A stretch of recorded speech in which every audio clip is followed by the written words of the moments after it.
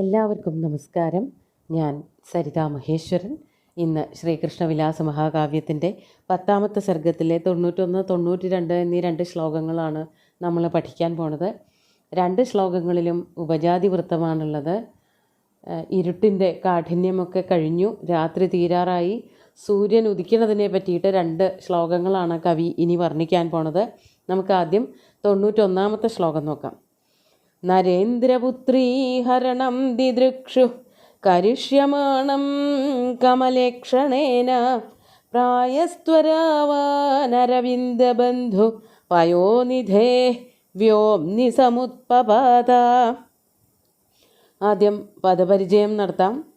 നരേന്ദ്രപുത്രീഹരണം ദിദൃക്ഷു കരിഷ്യമാണം കമലേക്ഷണേന പ്രായ ത്വരാവാൻ അരവിന്ദബന്ധു പയോനിധേ വ്യോംനി സമുത്പപാത. സൂര്യനെ പറ്റിയിട്ടാണ് പറയണത്. പ്രായ എന്ന് പറഞ്ഞാൽ പ്രായേണ, മിക്കവാറും. ത്വരാവാൻ, ത്വര എന്ന് പറഞ്ഞാൽ വേഗതയുള്ള, ത്വരാവാൻ വേഗതയുള്ളവൻ. ഇവിടെ സൂര്യനെ പറ്റിയിട്ടാണ് പറയണത്. സൂര്യന് നല്ല വേഗതയുണ്ട്, യാത്രയിൽ വളരെയധികം വേഗതയുള്ളത് കൊണ്ടാണ് ഇത്രയും ദൂരം ഒരു പകൽ കൊണ്ട് യാത്ര ചെയ്ത് എത്താൻ പറ്റണത്. അതുകൊണ്ടാണ് ത്വരാവാൻ എന്നുള്ള വിശേഷണം കൊടുത്തത്. പ്രായ ത്വരാവാൻ അരവിന്ദ ബന്ധു. അരവിന്ദം താമര, താമരയുടെ ബന്ധു സൂര്യൻ. സൂര്യൻ വരുമ്പോഴാണ് താമര വിരിയണത് എന്നുള്ളത് കൊണ്ട് അരവിന്ദ ബന്ധു എന്നുള്ള വാക്കുകൊണ്ട് സൂര്യൻ എന്നുള്ള അർത്ഥമാണ് എടുക്കേണ്ടത്. സൂര്യൻ എന്തിനാണ് പുറപ്പെട്ടത്, എന്തിനാ ത്വരയോട് കൂടിയിട്ട് വന്നതെന്ന് പറയാണ്. കമലേക്ഷണേന കരിഷ്യമാണം നരേന്ദ്രപുത്രീഹരണം. കമലേക്ഷണനാൽ, കമലേക്ഷണൻ താമര പോലെയുള്ള കണ്ണുകളോട് കൂടിയവൻ ശ്രീകൃഷ്ണൻ. ശ്രീകൃഷ്ണനാൽ കരിഷ്യമാണം ചെയ്യാൻ പോകുന്നതായ, പിറ്റേന്ന് ചെയ്യാൻ പോകുന്നതായിട്ടുള്ള നരേന്ദ്രപുത്രീഹരണം. നരേന്ദ്രൻ ഭീഷ്മ മഹാരാജാവ്, അതായത് കുണ്ടിനത്തിലെ മഹാരാജാവ്. ആ മഹാരാജാവിൻ്റെ പുത്രിയെ അപഹരിക്കുന്നത്, അതാണ് നരേന്ദ്രപുത്രീഹരണം ദിദൃക്ഷു. അത് കാണാൻ ആഗ്രഹിച്ചുകൊണ്ട്. അപ്പോൾ സൂര്യൻ്റെ വേഗതയ്ക്ക് കാരണം ഭഗവാൻ ചെയ്യാൻ പോകുന്നതായ കന്യാഹരണം കാണാൻ വേണ്ടിയിട്ടാണ്. അതിനാണ് അവിടെ നിന്ന് വേഗത്തിൽ പുറപ്പെട്ടതെന്നാണ് കവി പറയണത്. അങ്ങനെ നരേന്ദ്രപുത്രീഹരണം ദിദൃക്ഷു, ഒരു സ്വയംവരമൊക്കെയാണ് ഒരുക്കിയിരിക്കുന്നത് രാജാവ്. അവിടെ ശിശുപാലൻ വരും. ആ ശിശുപാലന് തൻ്റെ സഹോദരിയെ വിവാഹം കഴിച്ചു കൊടുക്കാമെന്ന് രുക്മി വിചാരിച്ചിരിക്കുകയാണ്. പെട്ടെന്ന് കണ്ടാൽ രാജാക്കന്മാരെയൊക്കെ ക്ഷണിച്ചിട്ട് നടത്തുന്ന ഒരു സ്വയംവരാണെന്നേ തോന്നൂ. അവിടേക്കാണ് ശിശുപാലനും രുക്മിയും ഒന്നും അറിയാതെ, അച്ഛനറിഞ്ഞിട്ടുണ്ട്, ഭീഷ്മക മഹാരാജാവ് അറിഞ്ഞിട്ടുണ്ട് വന്നത്. അങ്ങനെയാണല്ലോ അവർക്ക് വിശ്രമിക്കാനുള്ളൊരു സ്ഥലമൊക്കെ ഉണ്ടാക്കി കൊടുത്തു എന്ന് പറഞ്ഞത്.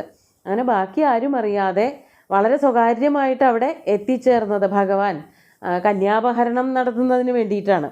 അങ്ങനെ ആ ഒരു കന്യാപഹരണം ദേവന്മാർക്കൊക്കെ അറിയാലോ. അങ്ങനെയുള്ള ഒരു കാഴ്ച കാണാൻ വേണ്ടിയിട്ടാണ് സൂര്യൻ വേഗം തന്നെ പുറപ്പെടുന്നത്.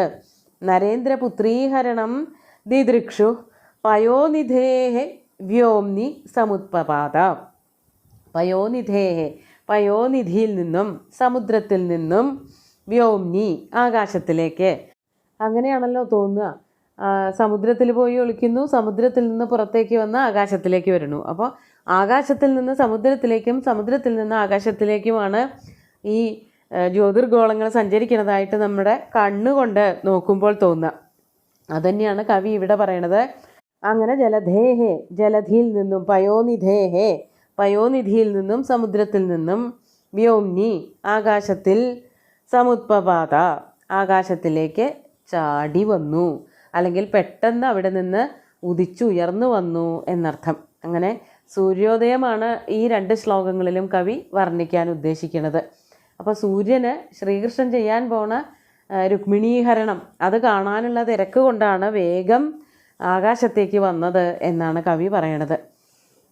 ഇവിടെ കമലേക്ഷണൻ എന്നൊക്കെ പറഞ്ഞ ദിക്കിൽ രൂപകാലങ്കാരാണ്. അതുപോലെ തന്നെ അതിനാണോ വേഗത്തിൽ വന്നത് എന്ന് തോന്നും എന്ന് പറഞ്ഞതുകൊണ്ട് ഉത്പ്രേക്ഷയുണ്ട്. നമുക്ക് 92ാമത്തെ ശ്ലോകം കൂടി നോക്കാം. ദ്യാമുദ്ഗതസ്യ പ്രതിമാഖരാംശോ തരംഗദീർഘാ ജലധൗ ചകാശേ പങ്ക്തിഃ പ്രഭാണാമിവ വേഗഭിന്ന തദധ്വനാതൂർണമനുദ്രവന്തി. പദച്ഛേദം നോക്കാം. ദ്യാം ഉദ്ഗതസ്യ പ്രതിമാ ഖരാംശോഃ തരംഗദീർഘാ ജലധൗ ചകാശേ.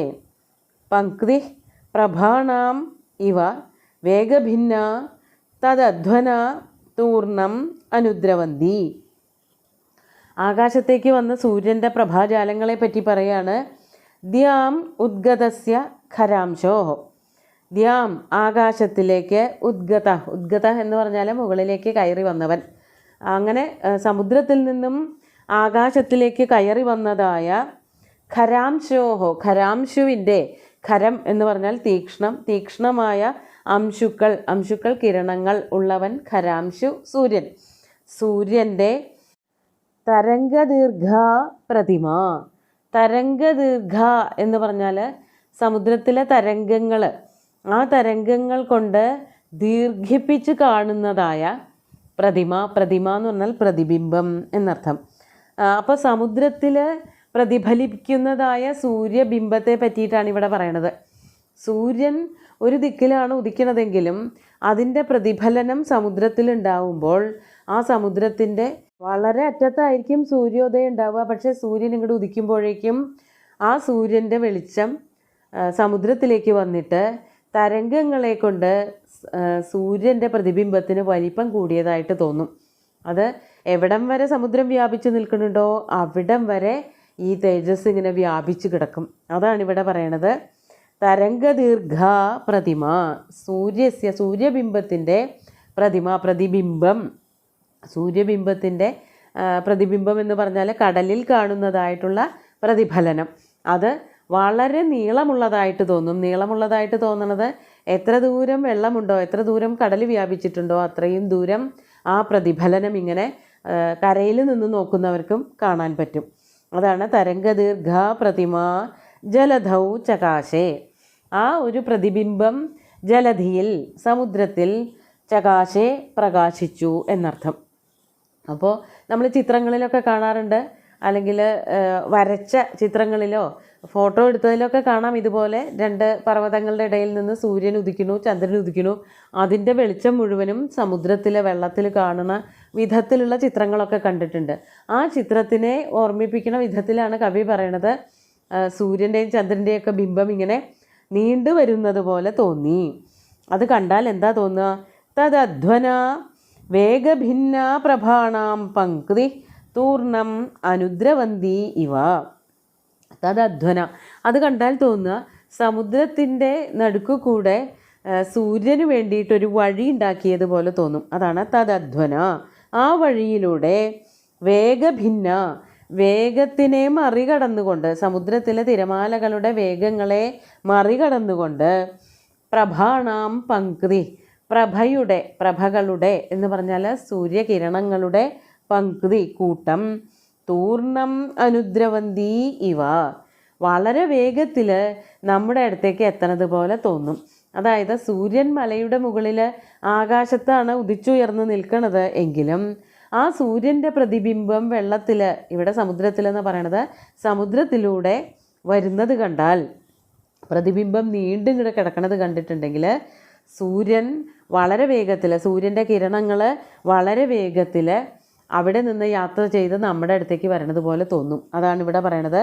തദധ്വന, ആ വഴിയിലൂടെ വേഗത്തെ, അതായത് വളരെ വേഗത്തിൽ ഈ തരംഗങ്ങളെ ഭേദിച്ചുകൊണ്ട് പ്രഭാണാം പങ്ക്തി, പ്രഭകളുടെ കിരണങ്ങളുടെ കൂട്ടം, തൂർണ്ണമനുദ്രവന്തീവ, നമ്മുടെ അടുത്തേക്ക് വേഗം എത്തിച്ചേർന്നത് പോലെ തോന്നും.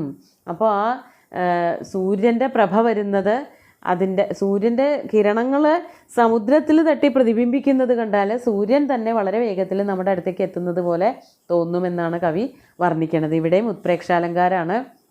ആ സൂര്യൻ്റെ പ്രഭ വെള്ളത്തിൽ തട്ടി പ്രതിഫലിക്കുന്നത് അല്ലെങ്കിൽ പ്രതിബിംബിക്കുന്നത്, അതിൻ്റെ ശോഭ വരുന്നത് കണ്ടിട്ടുണ്ടെങ്കിൽ അത് സൂര്യൻ തന്നെ നമ്മുടെ അടുത്തേക്ക് വരുന്നത് പോലെയാണോ എന്ന് തോന്നും എന്നുള്ള രീതിയിൽ ക്രിയോത്പ്രേക്ഷയായിട്ട് വർണ്ണിച്ചിരിക്കുകയാണ്. അങ്ങനെ സൂര്യോദയത്തെ 2 ശ്ലോകങ്ങൾ കൊണ്ട് വർണ്ണിച്ച് നിർത്തുകയാണ് ചെയ്യുന്നത്. നമുക്ക് ശ്ലോകങ്ങൾ ഒന്നുകൂടി ചൊല്ലി നോക്കാം. നരേന്ദ്രപുത്രീ ഹരണം ദിദൃക്ഷു കരിഷ്യമാണം കമലേക്ഷണേന പ്രായസ്ത്വരാവാനരവിന്ദബന്ധു വയോനിധേ വ്യോംനി സമുത്പപാത ദ്യാമുദ്ഗതസ്യ പ്രതിമാഖരാംശോ തരംഗദീർഘാ ജലധൗ ചകാശേ പങ്ക്തിഃ പ്രഭാണമിവ വേഗഭിന്നാ തദധ്വനാ തൂർണമനുദ്രവന്തി. തൂർണം അനുദ്രവന്തി വന്നതിൻ്റെ പിന്നാലെ വേഗം വേഗം കിരണങ്ങൾ വരണത് പോലെ, സൂര്യൻ വേഗം വേഗം നമ്മുടെ അടുത്തേക്ക് വരണത് പോലെ തോന്നും എന്നർത്ഥം. സുന്ദരമായിട്ടുള്ള സൂര്യോദയ വർണ്ണനം ഉൾക്കൊള്ളുന്ന ഈ 2 ശ്ലോകങ്ങളും ഭഗവാന്റെ കാൽക്കൽ അർപ്പിച്ചുകൊണ്ട് ഗുരുവായൂരപ്പനെ സാഷ്ടാംഗം നമസ്കരിച്ചുകൊണ്ട് എല്ലാവർക്കും ശുഭദിനം നേർന്നു നിർത്തട്ടെ. നന്ദി.